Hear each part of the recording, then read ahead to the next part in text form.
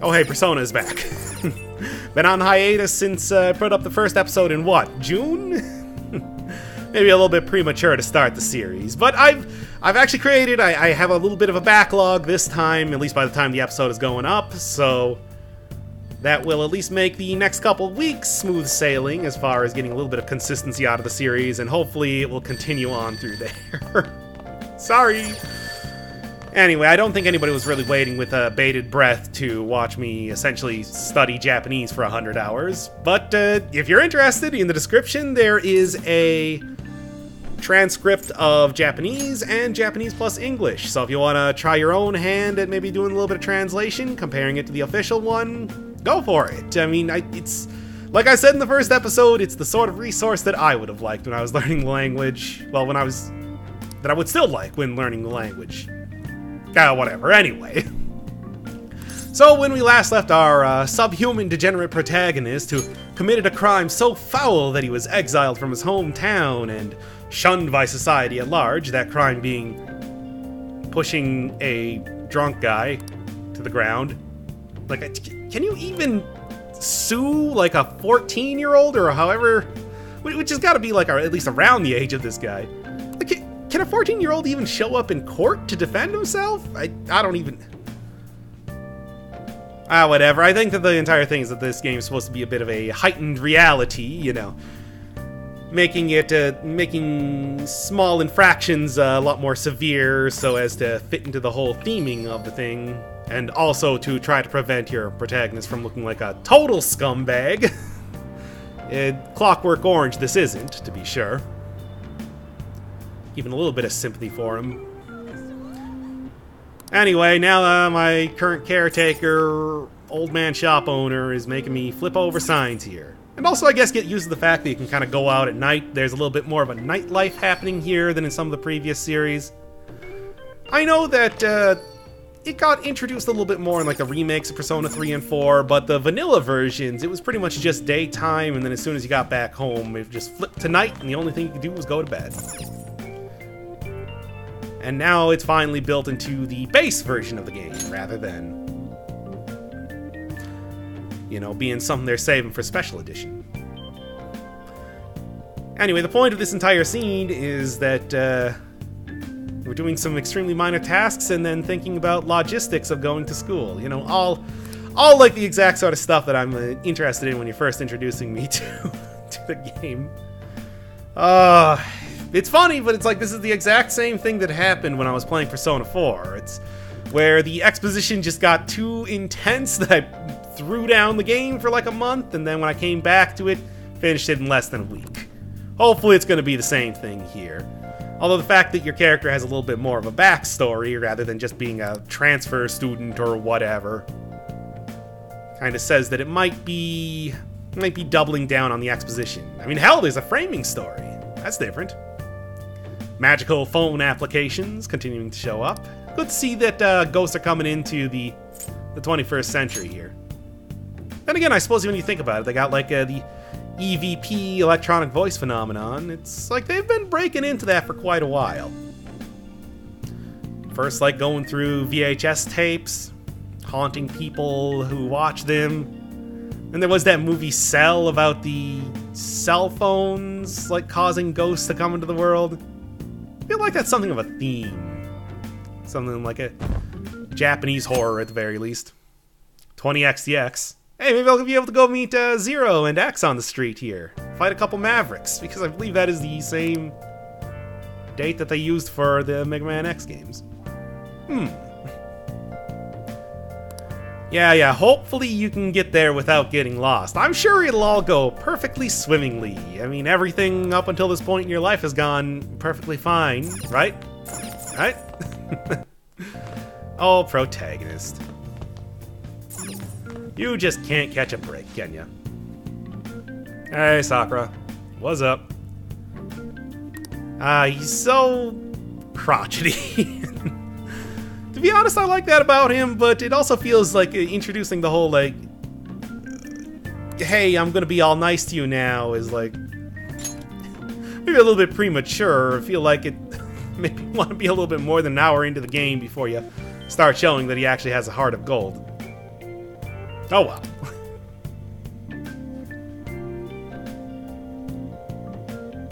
Again, this is not really something that...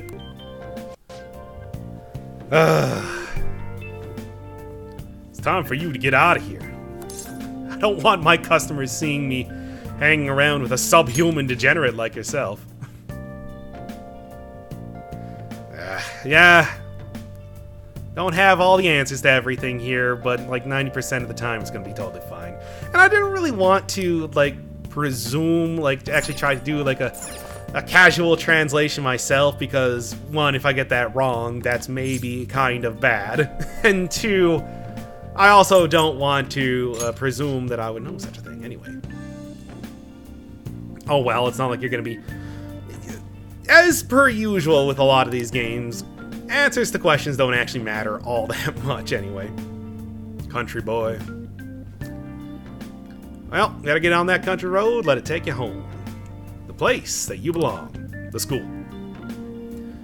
I mean, obviously they're making a whole big deal about logistics, but I assume that much like some of the previous series, they're going to be giving you some form of fast travel in some way, and that you won't literally need to start out by going... Well, I mean, I assume that when you're going to school, you're just going to skip directly there after this first day, but...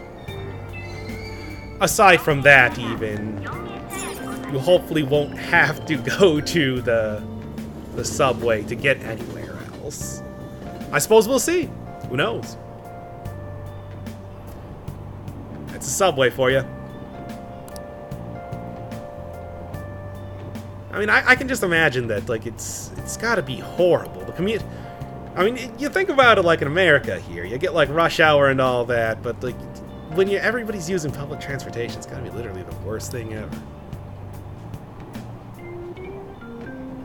Yeah, still talking about the accidents, where people go completely crazy and go all Undertaker and crash public transportation. Anyway, I got totally lost here, so let's just speed this up right now. But I didn't want to cut out the entire thing. For example, you can see Rikaichan on the poster there, but just like, you don't want to watch me kind of like wandering around. I mean, this is also one of the major reasons why I'm doing this post rather than live commentary.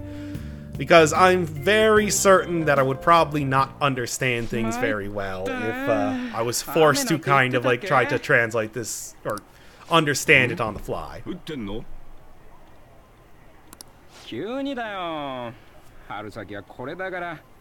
I'd like early spring. Nice and rainy. That taking a... Like, again, this feels a little bit premature to be introducing the idea that he has a heart of gold already. I mean, we all knew that it was coming and everything like that, but, it's like, introduce this guy as being a hard-nosed, real-nosed the grindstone. I'm trying to think of, like, phrases, and it's not working at all here.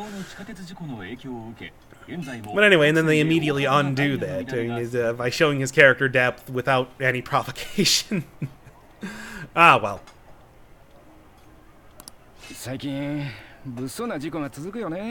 Yep. And it's interesting because the one in Persona 3, it might have actually been like malaise or lethargy syndrome or something like that. Very similar sort of thing, where just like people start just kind of acting all crazy or something. I don't know. Yes, much like the actual Undertaker.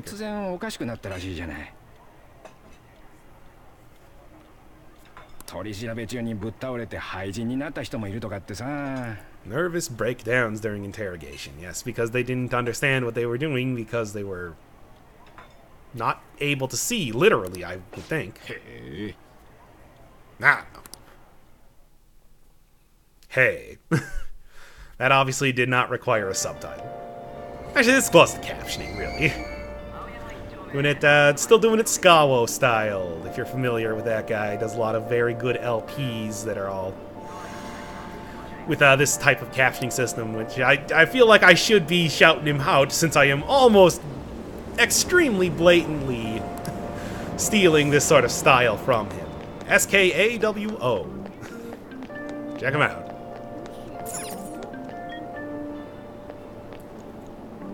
That is a really good transition. I like that a lot. Ooh, cutscene.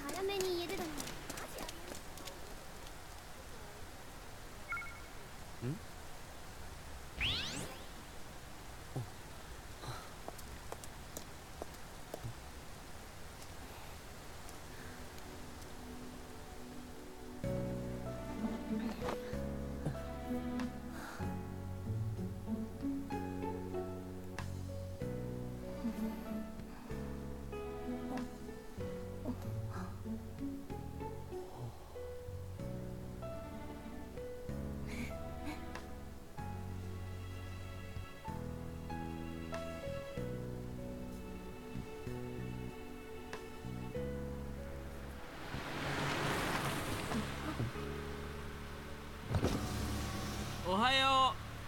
学校まで送ろうか。遅刻するぞ。ありがとうございます。おっと君もか。ああ。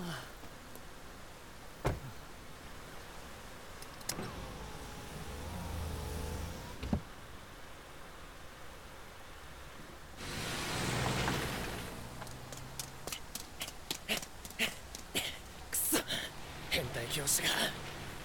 変態教師。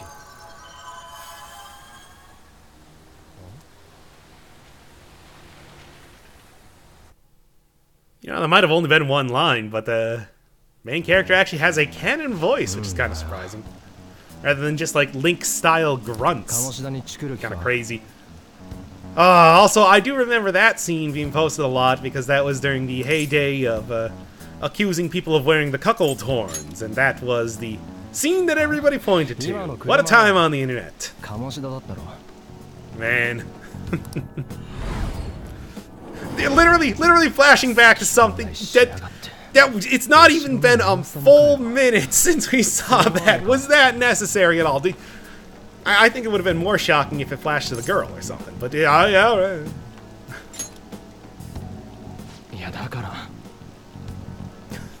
Yeah, idiot. Moron.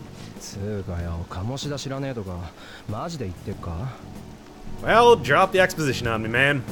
That's what I'm here for. Yep, we're all prisoners, in one way or another.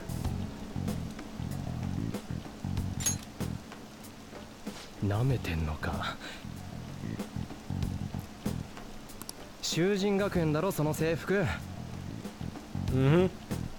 mean, I think that it's essentially like, hey, what's your name? You're wearing the clothes of a Shujin student. There you go. Okay, there we are. Again, I don't want to presume, since I'm probably going to get it wrong. And I mean, I'm sure that you can probably tell exactly how I'm creating these transcripts. As embarrassingly stupid as... Like, there should be a better way, but I don't know it. Good stuff. Anyway. Yeah, I'm a transfer student, because it's the next best thing to having amnesia. Hey. And this is where the magic happens. Like, literally, you can't get rid of that stupid application. It literally will not go away. It's like, you want to stop the video game from happening? You can't. It's rare to see a time where Protagonist really tries not... Oh, great, we're going back to the framing device. Gotta tell you, still don't... I mean, okay, first off, as cool as this transition is... It's like, still don't really see the point in having this whole thing. It's essentially Najima here saying, hey, everything that you said happened exactly as you said it happened, correct? Now continue talking.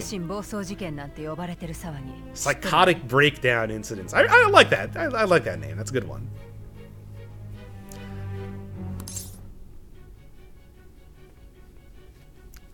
All of the... It's like, yeah, of course. All the most important decisions to be made by choosing the right thing here.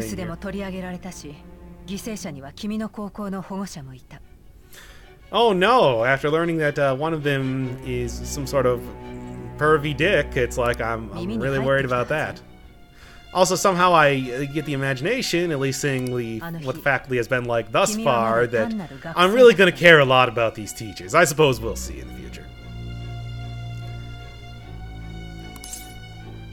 I do like that in a lot of these scenes that essentially it's Nijima just talking. It's like this is an interrogation of you, and it's mostly her just saying stuff over and over.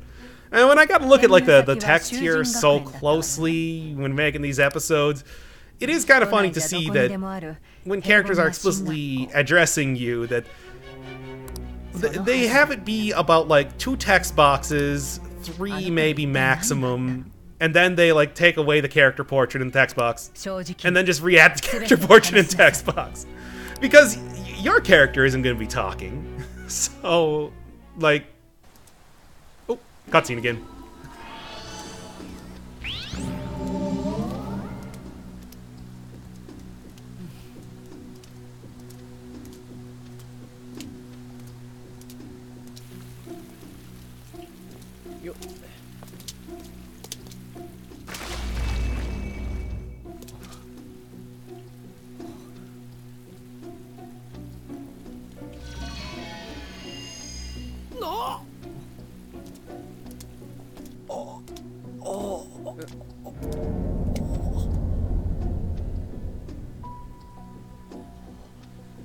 道間違えてねえよな。やっぱ合ってるよな。どうなってんだ？中入って聞くしかねえか。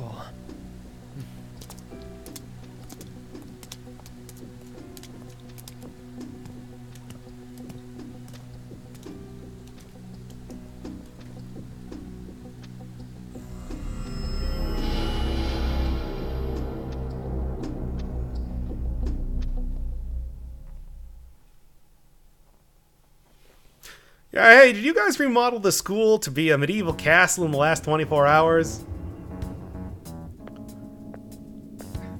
And despite that, it also saw the whole Twilight Zone-esque portal into another dimension walking down the street there, but I guess that doesn't really bear mentioning at all. Or the magical phone application. Or the crazy other hallucinations like that fire creature that you saw when the whole world stopped time and melted with you. No, none of this is important right now. Clueless as anybody.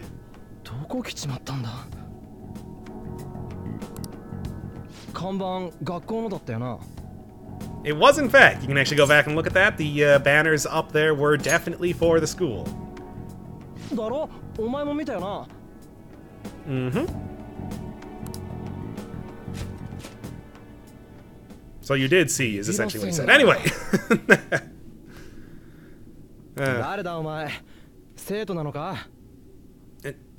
Sure. That's what an astute observation. It's the guy wearing the mask. Anyway, those masks are the classic sort of shadow accoutrement that you're gonna see, that you saw back in Persona 3, 4, and I think I spoiled this already in one of the last episodes, but also a little bit in the earlier series on one of the more important characters.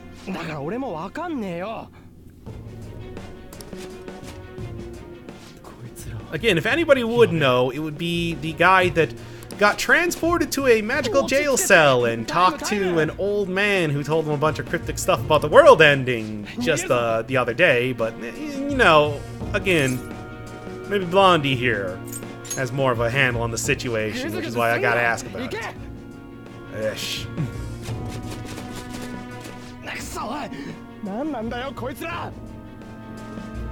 If I had to hazard guess, I'd say that they're guarding this area. Gonna break my bones. I don't know, something about the way that was phrased is amusing to me.